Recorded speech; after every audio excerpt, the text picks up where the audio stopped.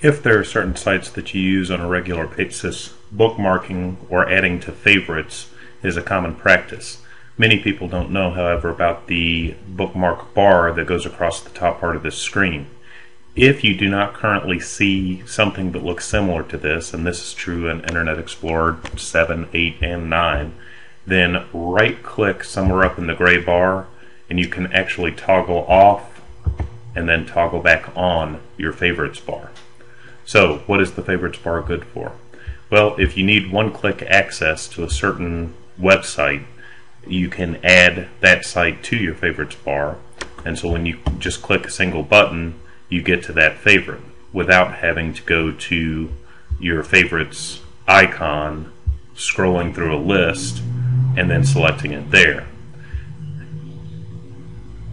Obviously, you can only have a certain number of entries up here. However, even there you can make a big difference by using folders to categorize other groups of tabs. So let's take a look at a couple of ways to do this. Let's say that I browse to my alma mater, furman.edu. This site loads and I decide I want to bookmark it for future use. There's a couple of things I can do. I can click this star with the green arrow, which is telling me add it to the bookmark, add it to the favorites bar. When I click that, you'll see that it is now added to my list. Now you'll notice that this particular link is using up a little bit more space than anything else that's on the bar. So what I can also do to allow space for future tabs is right-click on this Furman Engaged Learning and select the rename option.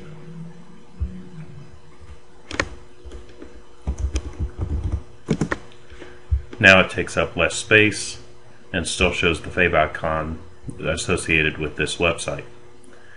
Now let's say that I wanted to add this to my news folder.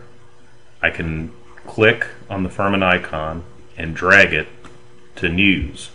Now again it takes up even less space and it becomes a two-click favorite instead of a one-click, but it's still very accessible.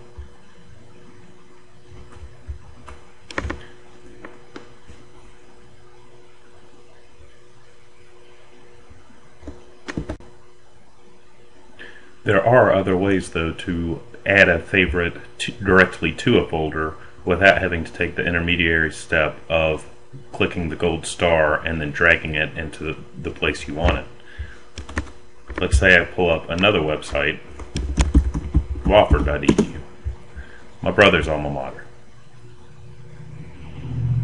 Now all I have to do is click on the fav icon, which in this case is the terrier, and click and drag it directly to where I want it.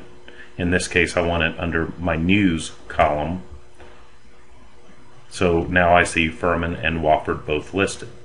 I can also use the same practice to make it a direct link somewhere on my favorites bar.